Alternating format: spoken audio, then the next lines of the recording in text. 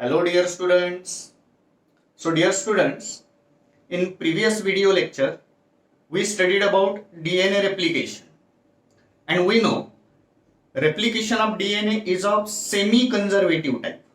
So from when one DNA there is formation of two daughter DNA molecule. In each daughter DNA molecule out of two strands, one strand is of parental one, it is conserved from parent, and second strand it is newly formed or newly synthesized. Okay, and that method of replication is known as semi-conservative type. Now in today's lecture we have to study the experimental proof or experimental confirmation of semi-conservative DNA replication. Okay, so let's start with experimental proof of semi-conservative DNA replication. Two scientists, Michelson and Stahl, in year 1958. So two scientists, that is Matthew Michelson and Franklin Stahl, in year 1958 they performed an experiment for the confirmation of semi-conservative DNA replication. For that experiment they use one technique. Okay, the name of technique was equilibrium density gradient centrifugation technique.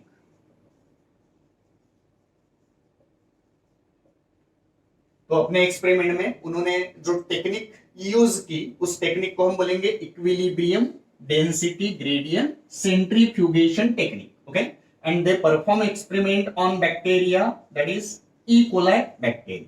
Okay, so two scientists Michelson and Stahl perform experiment for confirmation or to give experimental proof. Okay, technique used was equilibrium density gradient centrifugation in E. coli. Okay, अब किस type से उन्होंने experiment perform किए उसके बारे में detail में देखते हैं. We know students, there is suppose double standard DNA. अब सिंप्लिसिटी के लिए, सिंप्लीफाई करने के हिसाब से मैं ऐसा सिंपल डीएनए दिखा रहा हूं, दो स्ट्रैंड्स डीएनए की. Okay, so suppose it is DNA molecule. DNA which is double standard, it will now consist of nitrogen. दोनों स्ट्रैंड्स में नाइट्रोजन है in the form of nitrogen bases. Nitrogen which is present, it is of nitrogen 14. दोनों strands में जो nitrogen है वो nitrogen 14 है. Okay, तो that is the normal nitrogen having the normal atomic mass of nitrogen 14. So it is normal nitrogen, and that normal nitrogen it is now known as light nitrogen. इसको हम light nitrogen बोलेंगे, normal nitrogen, nitrogen 14 को. Okay, अब मेजल्सन and स्टाहल ने ऐसे DNA molecule को एक container में ग्रो किया.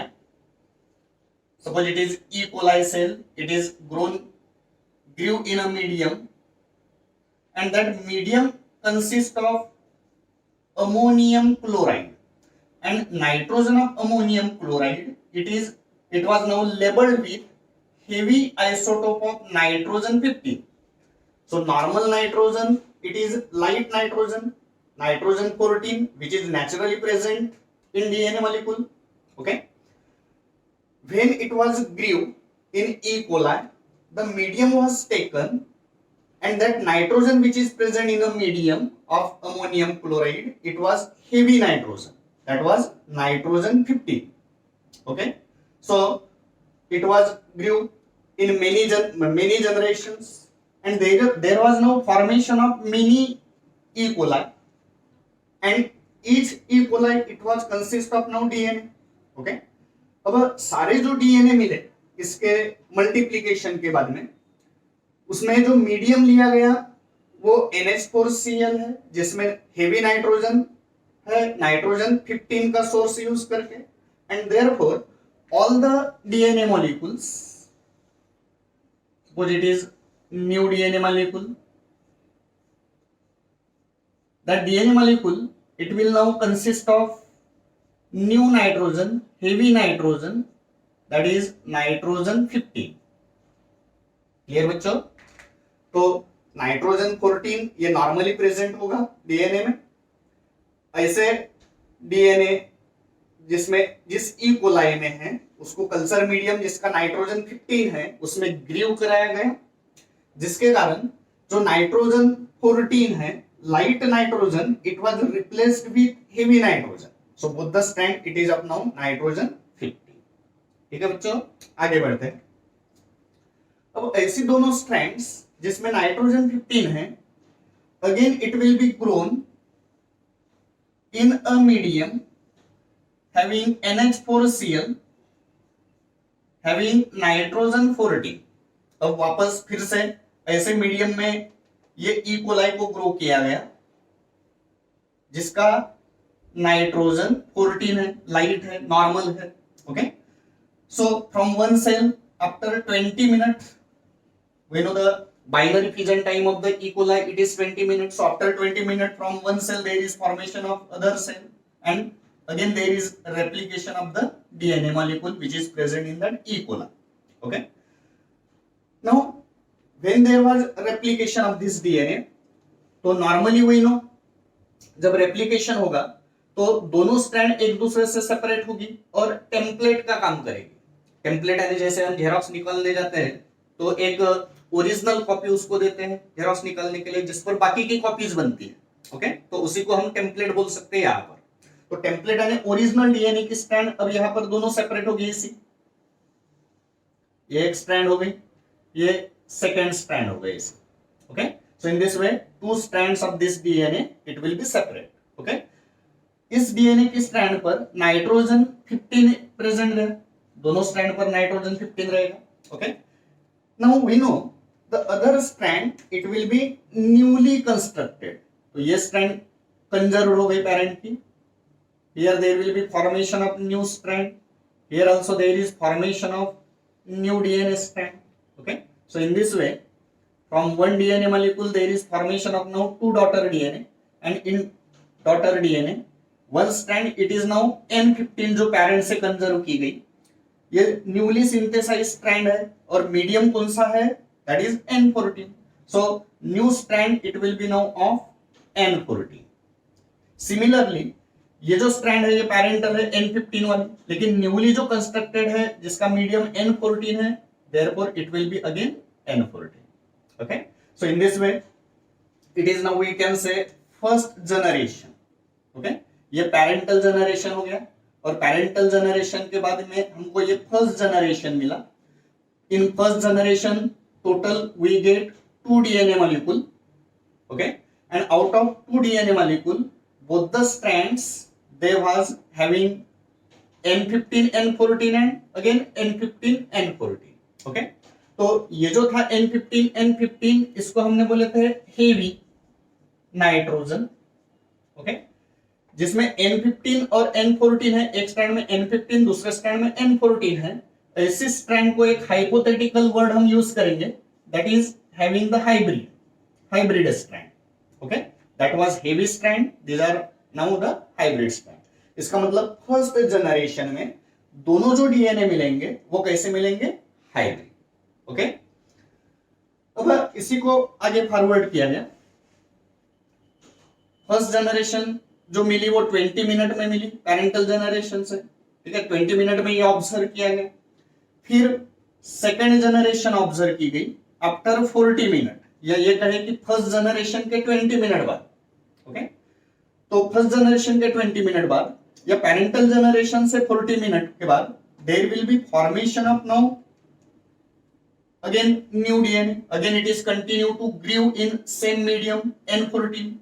Now there is formation of 4 daughter cell we can say, in which there is formation of the daughter DNA molecule. Okay, अब सेकेंड जनरेशन में फिर से उसी टाइप का रेप्लिकेशन होगा डीएनए का। क्या होगा बच्चों, देखो ये दोनों स्ट्रैंड्स टेम्पलेट का काम करेगी, ये भी दोनों स्ट्रैंड्स टेम्पलेट का काम करेगी। ओके, तो first strand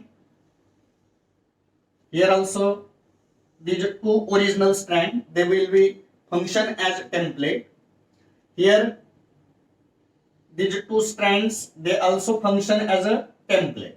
Okay, so that particular strand, it is N15, that is N14, that is again N14, and that is N15.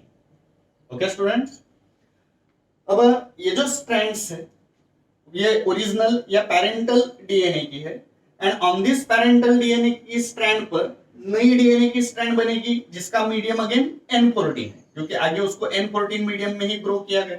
Okay, so new strand it is of now again N14 को हमने red ink में represent किए, so that is of N14, new strand N14 की.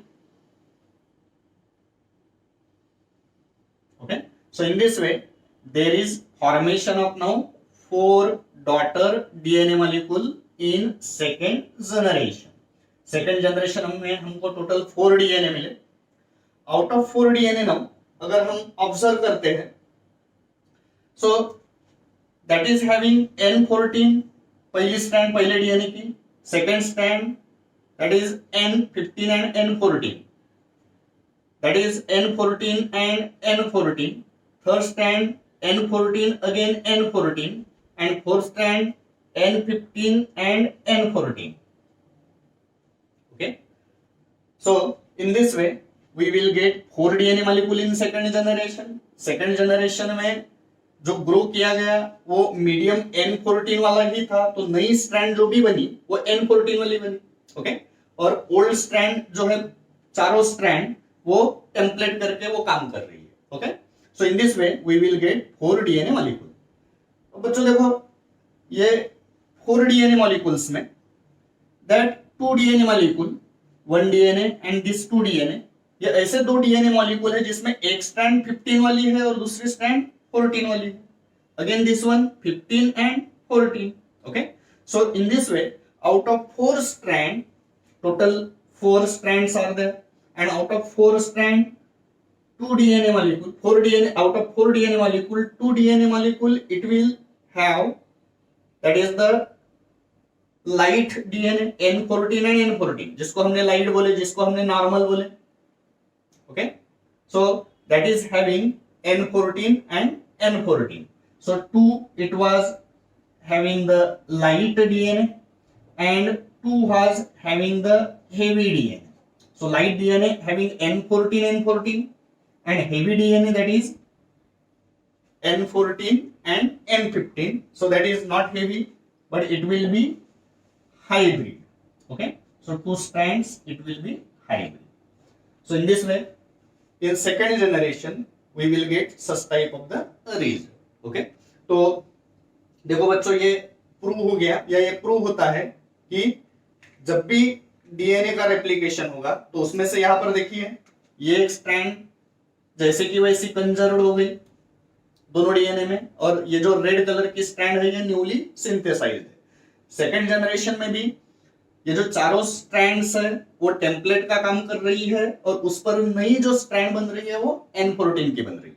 Okay, तो in this way in second generation, first generation में हमने देखे total जो डीएनए हमको मिले 2 DNA molecule, out of that both the DNA molecule it was hybrid DNA. Okay, so there will be no light, zero light we can say, and 2 hybrid. Okay, so that was the result of first generation.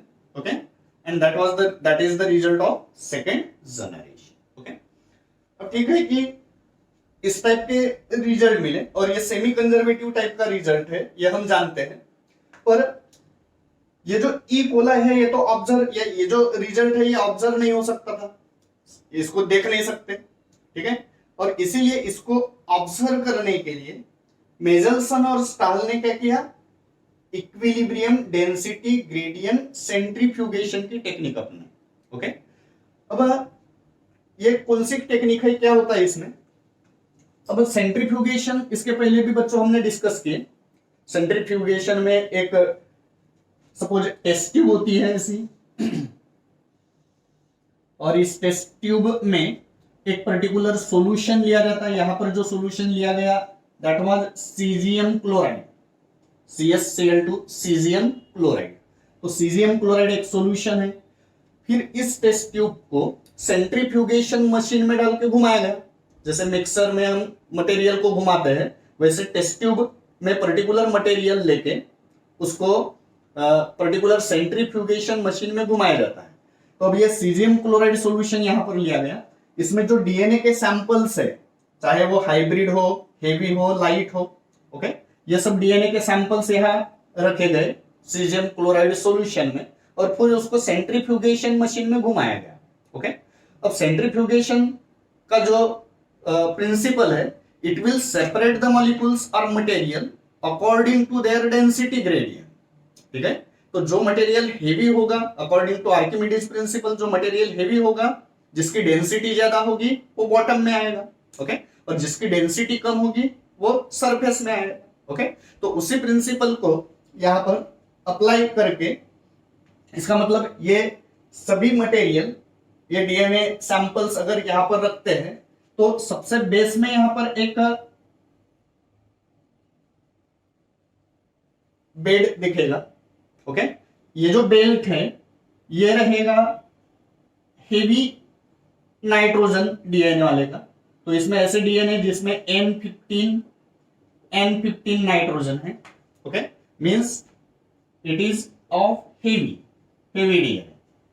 Okay, जो N14 DNA वाला जो DNA है, उसका bed यहां पर बनेगा surface में। So that will be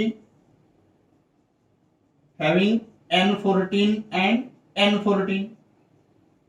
okay, और तीसरा बेड जो बनेगा वो मिडल में, जिसमें हाइब्रिड डीएनए है, हाइब्रिड डीएनए का बेल्ट यहां पर बनेगा। Okay, so that will be having N15 N14। okay, so in this way we will get 3 layers of DNA। okay, एकदम बेस में हेवी नाइट्रोजन वाला डीएनए, एकदम आउटर सरफेस में लाइट नाइट्रोजन वाला डीएनए, और मिडल में हाइब्रिड वाला DNA. Okay, so we will say it is light DNA, it is hybrid DNA and it is heavy DNA. Okay, तो in this way there will be separation. तो इस type से separation करने के लिए, DNA का separation करने के लिए ये टेक्निक यूज की गई, equilibrium density gradient centrifugation. It is just centrifugation method. ठीक है, अब इस पैरेंटल जनरेशन में किस टाइप का सेंट्रीफ्यूगेशन ट्यूब में रिजल्ट मिला होगा? तो सपोज ये टेस्ट ट्यूब है, पैरेंटल जनरेशन में क्या मिला होगा? दोनों डीएनए, या यहां पर इस टाइप का रिजल्ट मिला। ओके, यहां पर डीएनए मिला बॉटम में। इसका मतलब ये जो बेल्ट है इसमें N15 और N15 वाला DNA. Okay, so all the DNA molecules they was like that. First generation में, in first generation in test tube एक बेल्ट ऐसा मिला। ओके, और दूसरा बेल्ट जो है वो ऐसा मिला आउटर सरफेस पर, अपर लेयर। ओके, तो ये जो बेल्ट है naturally it is of N15 and N15 and that was N14 and N14। Actually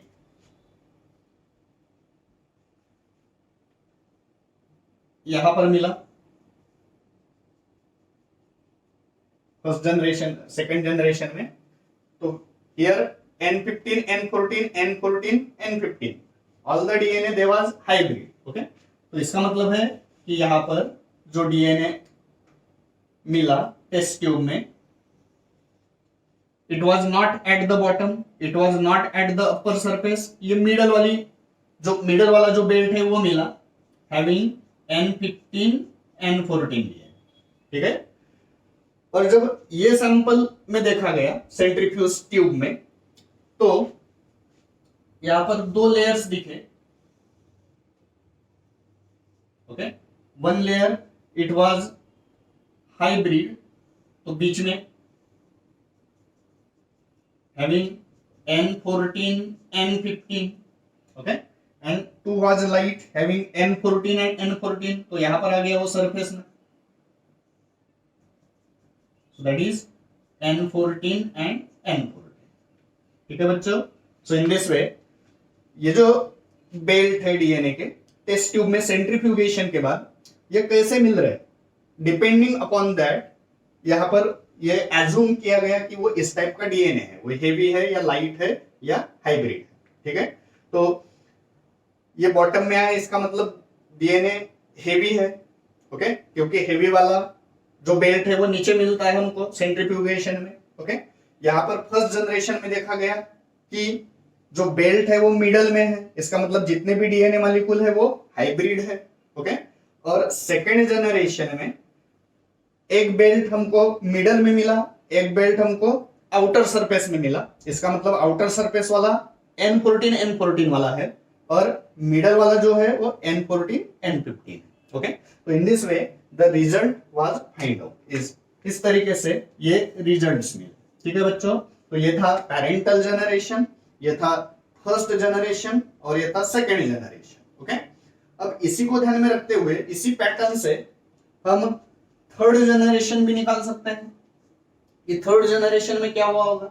okay, तो थर्ड जनरेशन में 4 डीएनए फिर से वही medium ammonium chloride having nitrogen 14 medium में अगर ग्रीव करवाते हैं, ओके, तो नेचुरली कितने डीएनए मॉलिक्यूल मिलेंगे from 4 DNA molecule 8 DNA. Okay, क्या होगा आउट ऑफ 8 डीएनए मॉलिक्यूल, अंदाजा लगा सकते हैं। ओके, तो पहले 0 लाइट, फिर 2 लाइट, फिर naturally 4 light. Okay, and hybrid DNA that will be number will be same, that is 2 hybrid। okay, so in this way जैसे जैसे आगे बढ़ेंगे लाइट डीएनए जो है उसका नंबर बढ़ते जाएगा। ओके, और हाइब्रिड डीएनए का कम होते जाएगा। ओके, इस पर बहुत सारे न्यूमेरिकल प्रॉब्लम्स भी आते हैं, जैसे मिचेल्सन और स्टाहल एक्सपेरिमेंट में थर्ड जनरेशन में टोटल कितने डीएनए मिलेंगे या how much percent of the DNA it will B of the hybrid, इस तरीके से। ठीक है, तो हम इस पैटर्न से ये थर्ड जनरेशन है, फोर्थ जनरेशन भी देख सकते हैं, फिफ्थ जनरेशन भी देख सकते हैं, और कितने उसमें हाइब्रिड आएंगे और कितने नॉर्मल आएंगे या लाइट आएंगे ये भी देख सकते हैं। ठीक है बच्चों, तो this was the experiment which proved experimentally that DNA replication is of semi-conservative type. Okay, तो थैंक यू फॉर वॉचिंग, आगे मिलते हैं नेक्स्ट वीडियो।